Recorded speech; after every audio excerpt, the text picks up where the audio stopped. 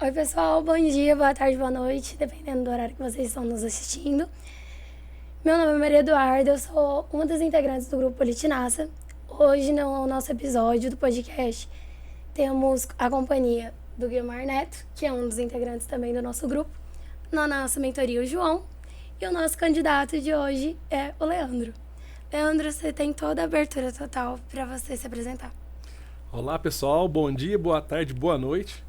Meu nome é Leandro Neves, tenho 40 anos de idade, sou casado com a Dini, pai de 2 filhos, do Arthur e do Vitor, o Arthur com 8 anos e o Vitor com 6 anos.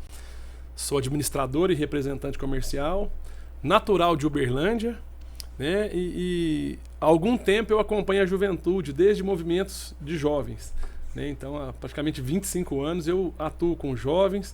E quero primeiramente parabenizar vocês, né, em nome de vocês, todos os integrantes do Politinaça, que têm essa iniciativa muito importante de levar a cultura cidadã, a consciência cidadã para o próximo.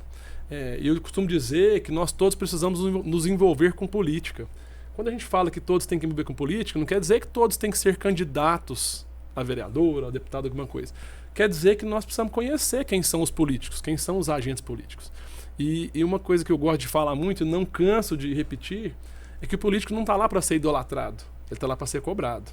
Mas cobrado com responsabilidade, cobrado com educação e com respeito. Então, parabéns a vocês por essa iniciativa e muito obrigado pelo convite. Nós que agradecemos. Leandro, eu queria começar com uma pergunta simples para você. O que você acha do jovem introduzindo na política? Principalmente agora nesse ano, que a gente está entrando nesse meio, a gente está se abrindo mais nessa nova geração. O que você acha sobre isso? Nós precisamos ter a consciência de que o jovem será um dos principais grupos que vai definir a política do nosso país. Tanto nas eleições, quanto depois das eleições, participando dos movimentos políticos, das decisões políticas do nosso país.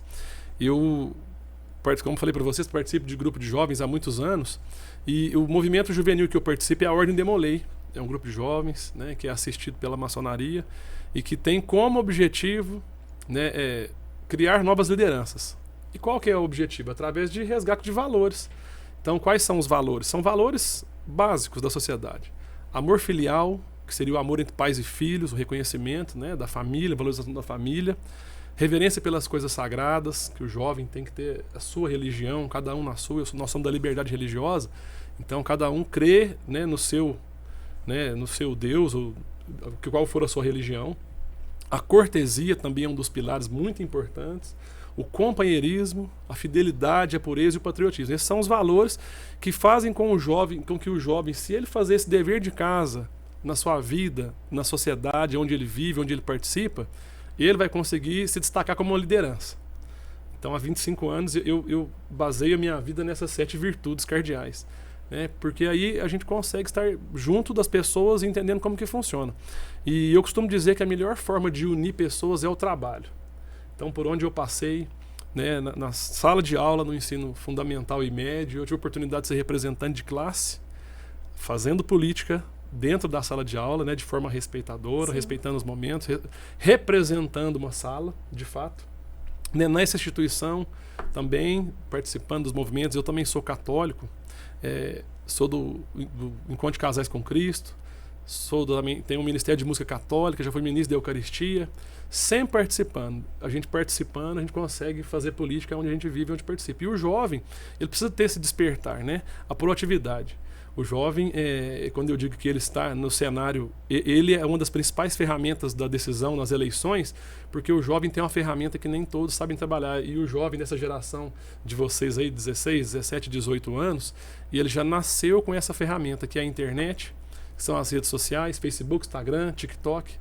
Esse grupo que definirá quem será o próximo presidente do país, esse grupo que definirá quem será o próximo governador de Minas Gerais e quem serão os deputados estaduais, federais e os senadores dos estados. Então é muito importante que o jovem ouça esse podcast, participe, pesquise, né, que vote consciente, independente se a bandeira é direita ou esquerda, se é centro, mas é importante que o jovem conheça o perfil do agente político, do candidato.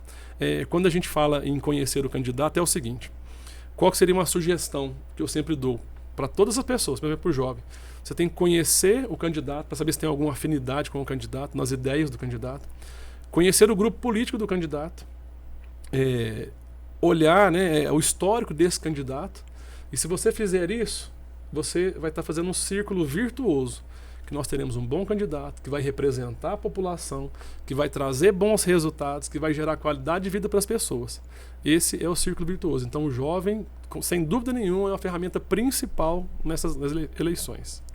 Então, na parte que você falou aí de conhecer os candidatos, queria saber uma curiosidade minha que eu sempre acho muito importante perguntar.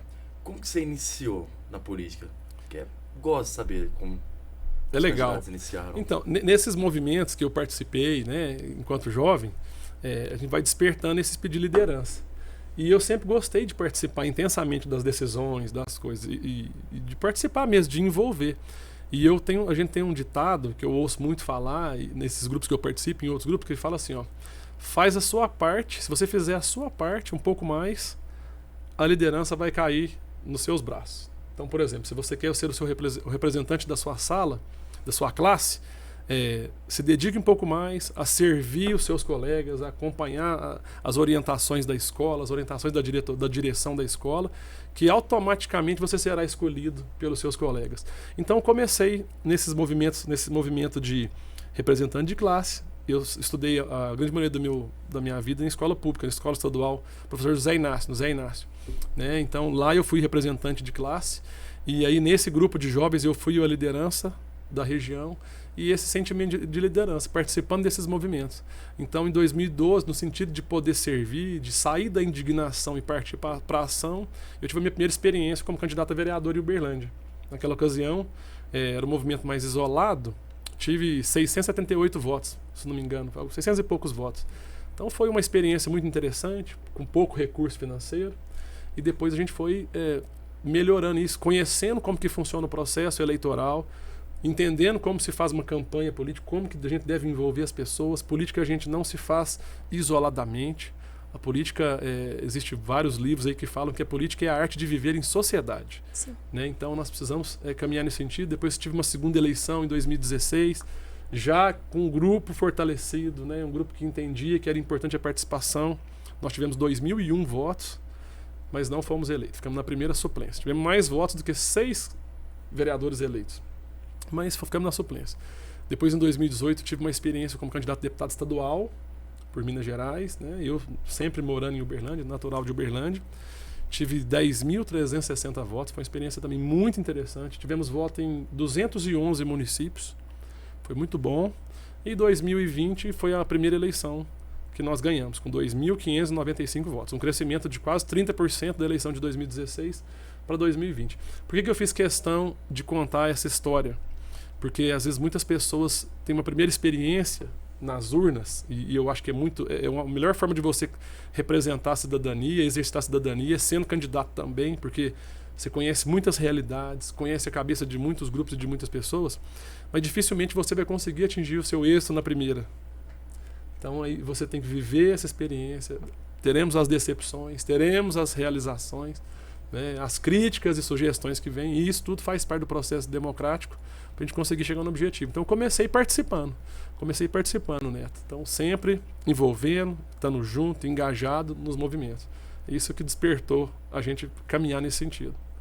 E eu quero fazer uma confissão aqui, inclusive, bem rápida. Nos últimos... o pessoal sempre fala, você tem outras pretensões? Eu tenho pretensão no legislativo, né? Talvez possa... Vereador, talvez como deputado.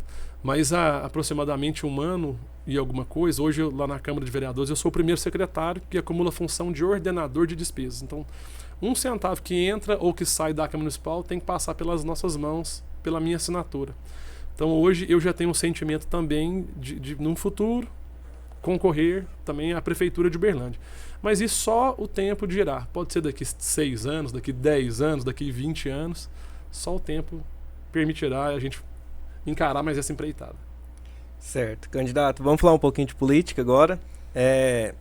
O senhor faz parte do PSDB, né, que hoje faz federação, né, no âmbito nacional aí, com Cidadania. E aqui no estado faz coligação junto com o PDT, que tem como candidato ao governo o Marcos Pestana, que atualmente nas pesquisas está oscilando ali na casa de 1% dos votos, certo? Segundo as pesquisas mais recentes. O senhor sendo eleito, como o senhor vai trabalhar lá na Câmara dos Deputados com o diálogo com o governo do Estado? A gente sabe hoje que a gente tem na frente das pesquisas o atual governador, né, que está concorrendo à eleição, o Romeu Zema, e no segundo colocado está o Alexandre Calil, do PSD, que faz a filiação com o PT aqui no Estado, que é um opositor muito tradicional do PSDB também aqui no Estado, né? Então, como que o senhor vai fazer essa articulação aí para os recursos chegarem até Uberlândia, e não só Uberlândia, né, mas toda a nossa região aqui do Triângulo e Alto Paranaíba? Muito boa pergunta, João. Inclusive, eu sou muito questionado pela questão partidária, tá? Uma historinha rápida, assim, só pra gente contextualizar. Eu estava afiliado ao PSD, né? Fui eleito vereador pelo PSD. E em Uberlândia, o PSD tem um grupo bom, mas eu não estava encontrando o espaço que eu queria nesse grupo. Então, eu já estava um pouco insatisfeito com o grupo. E eu sempre caminhei na Câmara Municipal de Uberlândia como um dos únicos vereadores que sempre defendeu o governo Romeu Zema na nossa Câmara de Uberlândia. Então eu tenho uma afinidade muito grande com o governador. Eu já tive a oportunidade de estar com ele algumas vezes, né, e a gente falar sobre política séria, né, a política de gestão, a área que eu gosto muito é de gestão, menos política e mais gestão, né, a política também é importante, mas a gestão pública de modo geral. E quando eu estava já insatisfeito com esse grupo do PSD, apareceu a situação do PSD lançar um candidato contra o governador Romeu Zema. Isso me deixou, né, um pouco diferente das minhas posições. E depois, quando o PSD abraçou também, né, o candidato Lula, também se distanciou um pouco mais do que eu acredito que é um movimento mais interessante, no meu ponto de vista. Claro, né, respeitando todos os dois lados, como eu sempre disse. Eu sempre gosto de levar por uma linha muito apartidária, né, respeitando, porque eu consigo visualizar e entender que os dois lados têm coisas muito boas a serem, né, pescadas, serem aproveitadas. Então, hoje eu estou no PSDB. O PSDB tem sim o Marcos Pestana, que é um excelente gestor, 40 anos de vida pública, né? Inclusive esteve em Uberlândia comigo essa semana, né? Mas eu não escondo de ninguém que o meu candidato é o governador Romeu Zema. Tá? Eu sempre acompanho ele, tenho uma proximidade muito grande com alguns dos secretários estaduais, né, que a gente trabalha nesse sentido. Mas eu tenho um respeito muito grande pelo Dr. Marcos Pestana, que é uma pessoa que tem o meu respeito e o meu carinho. Já no âmbito nacional também, agora a sua pergunta sobre como nós vamos trabalhar na esfera, né, nacional. O PSDB é um partido que visa pela democracia brasileira, né? Ele tem sempre teve isso como alguns pilares. O PSDB é um partido que foi muito grande, teve uma grande representatividade, mas hoje não é segredo para ninguém que está fragmentado, que está, né, passando por problemas, por dificuldades. E a minha vinda para o PSDB é no sentido da gente reconstruir o PSDB, com novas lideranças, né, com novas alianças. O Partido Cidadania é um partido também que tem algumas diferenças com o PSDB de ontem, mas que tem uma proximidade muito interessante com o PSDB de hoje e de amanhã. Tá? A gente tem muitos alinhamentos. O Cidadania já caminha lado a lado com o governador Romeu Zema, né, e outros movimentos. Então a nossa linha vai ser sempre essa, através do diálogo, chegar no denominador comum, né, atender da melhor forma a comunidade. E eu tenho muita ciência sobre a responsabilidade partidária. E eu preciso também, com todo o respeito que eu tenho estando apoiando o Zema, eu tenho essa consciência que nós precisamos também ter a responsabilidade partidária. E é nesse sentido que eu vou trabalhar para ser uma das lideranças do PSDB, para reaproximar o PSDB desse grupo do governador Romeu Zema, porque hoje o atual vice-governador é do PSDB. Né, o vice-governador Dr. Paulo Brant, que também é uma pessoa fenomenal, né, um cara que tem uma experiência muito grande na vida pública, é do PSDB. Infelizmente, agora no período de pré-campanha, o PSDB se distanciou um pouco do governo Romeu Zema por algumas divergências, né, eu não sei se mais pessoais do que políticas, mas o objetivo é que esse grupo volte a caminhar com... Eu entendo muito claro, João, que durante as eleições nós temos as nossas disputas, né, de projetos e de ideias. Mas depois da eleição é muito importante que todos remem para o mesmo lado, que a gente foque em resultados, não em polêmicas. Candidato, em relação à corrupção, combate à corrupção, de forma em geral, o que o senhor acha sobre?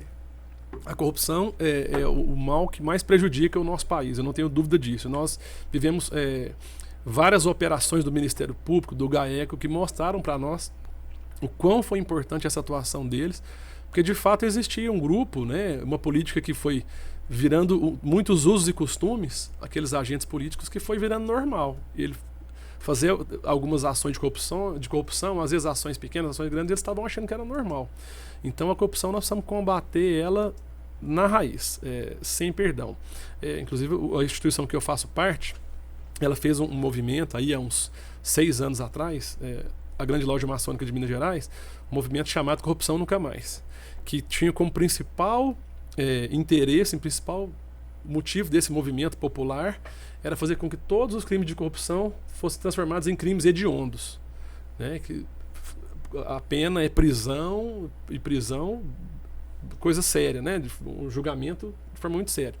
Isso culminou também ao Ministério Público fazer aquelas 10 medidas que o Ministério Público fez na mesma época, e o Ministério Público conseguiu, com mais êxito, colher mais assinaturas e fazer com que esse movimento fosse levado ao Congresso Nacional. Infelizmente, quando chegou no Congresso Nacional, muita coisa foi distorcida, né? Eles aliviaram algumas coisas lá. Mas nós precisamos sim fazer com que todos os crimes de corrupção se transformem em crimes hediondos, aonde o agente que cometer corrupção ele deve ser punido, né, da forma mais severa possível que a nossa lei permite.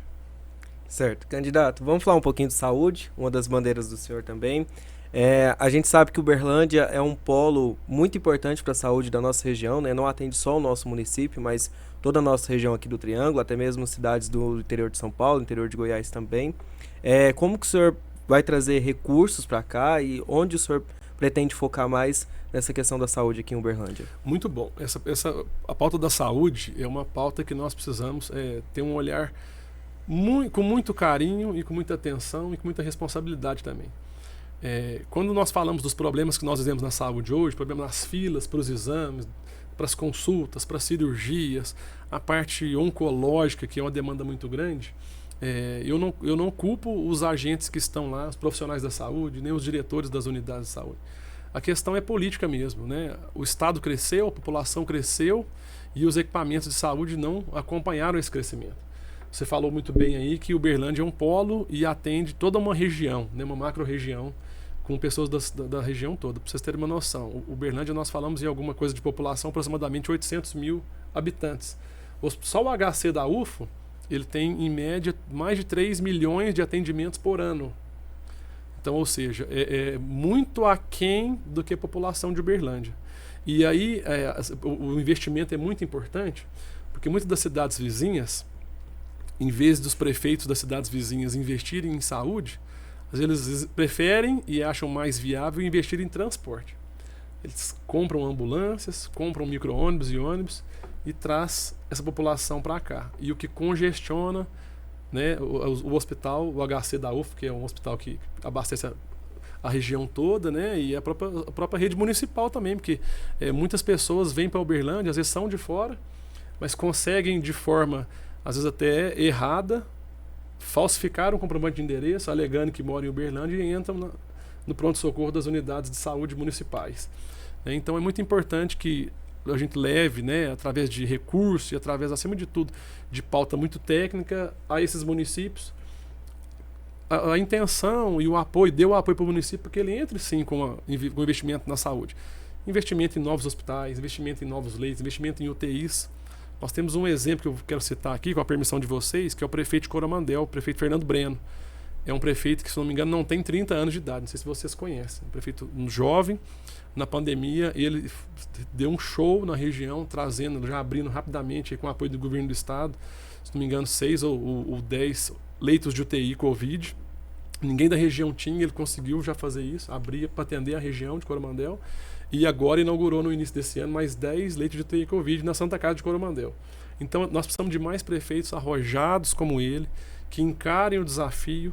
E o governo federal, a tabela do SUS é uma tabela muito defasada. Nós trabalharemos para atualizar essa tabela. Eu acho que até isso pode ser um dos principais medos dos prefeitos de investir na saúde. Falar, eu vou investir na saúde, a tabela SUS não consegue bancar sozinho, depois o prefeito vai assumir uma conta que ele não consegue pagar, né? Então é nesse sentido que a gente vai trabalhar para investir cada vez mais na saúde. Certo. Bom, então vamos falar de educação agora. A gente sabe que a educação aqui de Uberlândia também, ela gira muito em torno, né, da educação pública também, gira muito em torno da Universidade Federal de Uberlândia. A gente tem o Instituto Federal também, mas a gente tem que olhar para a educação no estado, né? Eu vi que o governador Romeu Zema, que o senhor apoia, ele tem um projeto de transformar a educação de Minas a primeira educação do país, né? Como que o senhor vê, quais são as suas propostas para a educação, olhando para os nossos 853 municípios de Minas, que são muitos, mas algo assim que o senhor acha que é primordial para a gente avançar nesse aspecto? A educação é o que vai transformar a vida das pessoas, né? Dos jovens, das crianças, né? A alfabetização, de um modo geral, dos adultos, etc. Né? O governador Romeu Zema, ele tem um projeto de, em vez de construir novas escolas, de criar uns vouchers. Não sei se vocês já chegaram a acompanhar esse projeto. Acompanhar alguns vouchers e distribuir esses vouchers para as famílias. Um voucher de escola. E quando eu comecei a ver esse projeto dele, fiquei um pouco pensativo, porque a gente sabe que pelas atribuições da Constituição Federal, a educação é responsabilidade do Estado, e uma das responsabilidades obrigatórias do Estado. E avaliando isso, eu tive a oportunidade de estar com a secretária de Educação e acompanhar alguns números, o quanto que custa um aluno da rede municipal de Uberlândia, né? Então eu não peguei todas as escolas para fazer uma avaliação técnica mais bem feita, mas eu peguei o número de 2 escolas. Uma escola com pouco mais de 300 alunos, o custo de um aluno hoje da rede municipal, educação infantil, tá? Educação infantil, é em torno de R$900, que o município paga por aluno. E de uma escola um pouco maior, de 700 e poucos alunos, paga-se 700 e poucos reais. E meus filhos estudam numa escola particular, né, de educação infantil, são duas crianças, 6 e 8 anos, e eu pago R$620 de mensalidade. Né? Eles já estudaram na escola municipal, as escolas municipais de Uberlândia são referências, são muito boas, a parte nutricional, né? E aí daqui a pouco eu vou falar um pouco das estaduais também.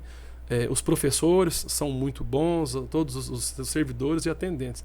Mas na escola particular eu percebi outras coisas que acompanham mais a atualidade.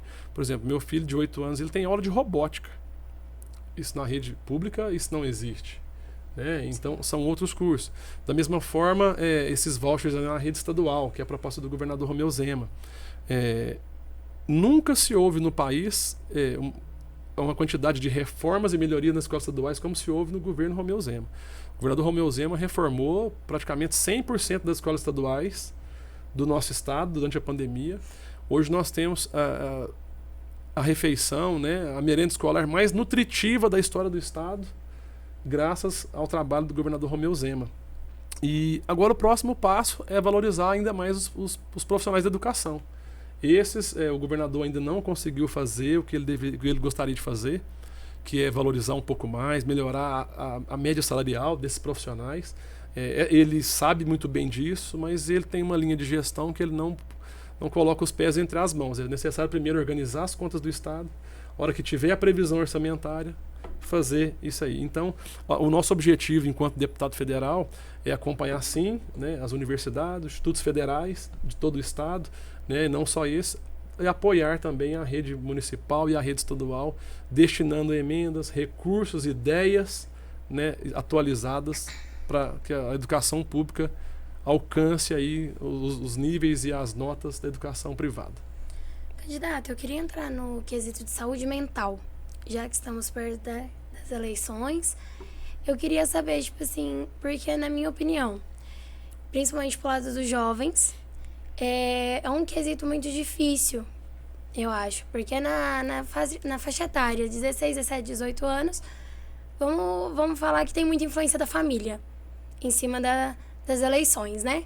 Em candidatos, de todas as formas, quanto deputados federais e presidentes, isso entra tudo nesse meio. O que você acha sobre isso? Sobre a saúde mental, muitas coisas também, você falando aí mais da influência da família no voto, né? Sim, e da pressão psicológica também, né? A pressão psicológica também, justamente. Nós vivemos, inclusive no mês de setembro amarelo, né, que é o mês de prevenção ao suicídio, né, eu acho que a informação, o diálogo, sem dúvida, é o melhor caminho.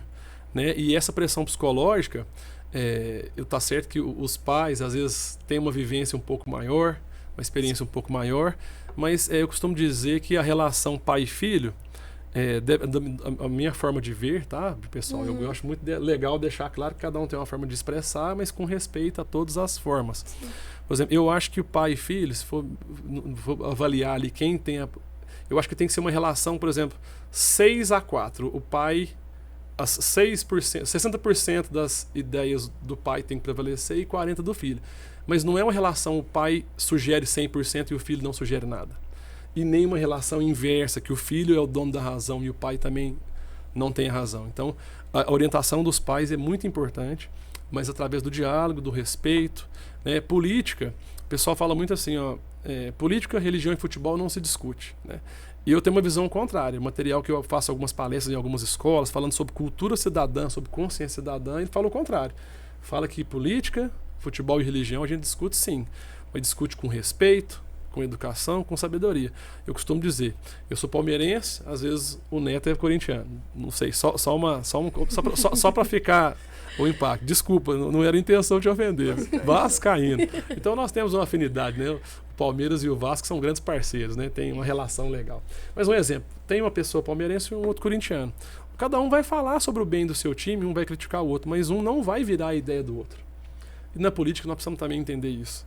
Se existe algum grupo que tenha preferência pelo candidato Bolsonaro, outro grupo pelo candidato Lula, é importante que eles dialoguem, que façam seus debates, mas com respeito. E não adianta querer pensar que você vai virar a cabeça do outro. Você não vai virar a cabeça do outro. Fala, às vezes no diálogo e na tranquilidade você pode até virar, mas se for partir para agressão, para pressão psicológica, isso não vai acontecer.